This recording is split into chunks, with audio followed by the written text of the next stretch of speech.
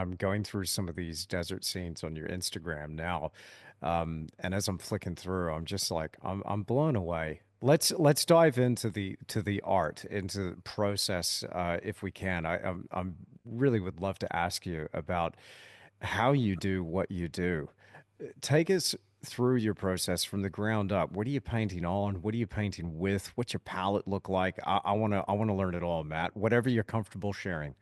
But Okay. I'm just blown away by your work, particularly your plein air. I'd love to know, like, on your Instagram, you do state on a few of these. I might have to share my screen on some of these, but is it would this? Let me go ahead and share my screen here. And would this be an example of a plein air? Yes, that was done on Oh, there location. you go. Plein air painting. It says right there in the hashtags. Yeah, fantastic.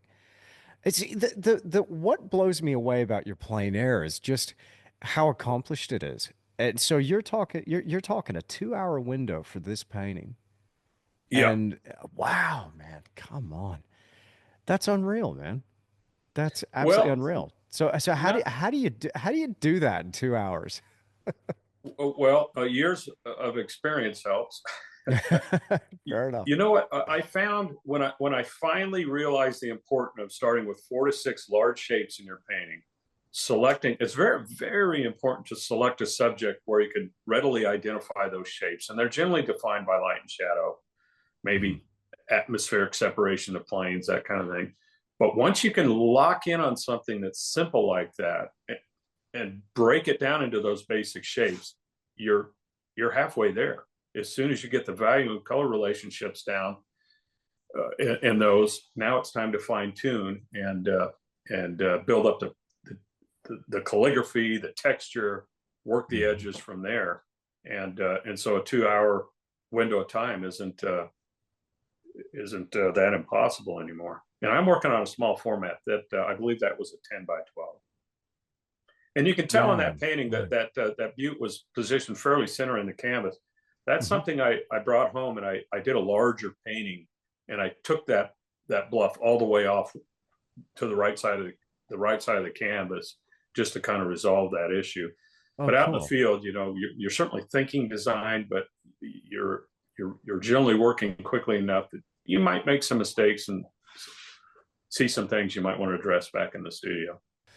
That's so cool. So okay, so 46 large shapes. Are you locking in the light? Are you starting with darks first? Or are you working with a slightly different method? How, like, strategically, because the thing that continues to blow me away is, like, 2 hours. You from the beginning, your first brush mark to the last, you've got a different scene on your hands.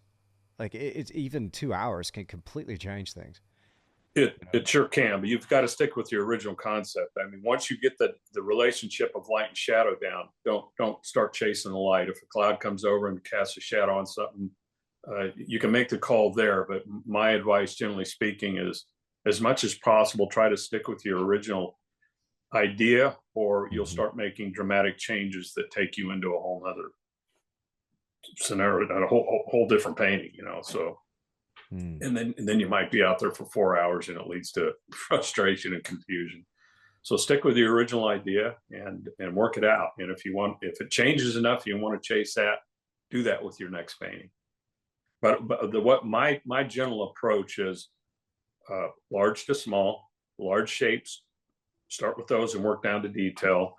Dark to light, shadow to mid-tone to highlight as you build them up, and thin to thick. Keep the paint thin in the initial stages, and then work thick as you go.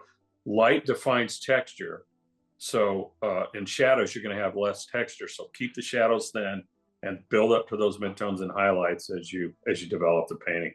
It'll take on the illusion of reality and light more believably than if everything's just sort of the same texture.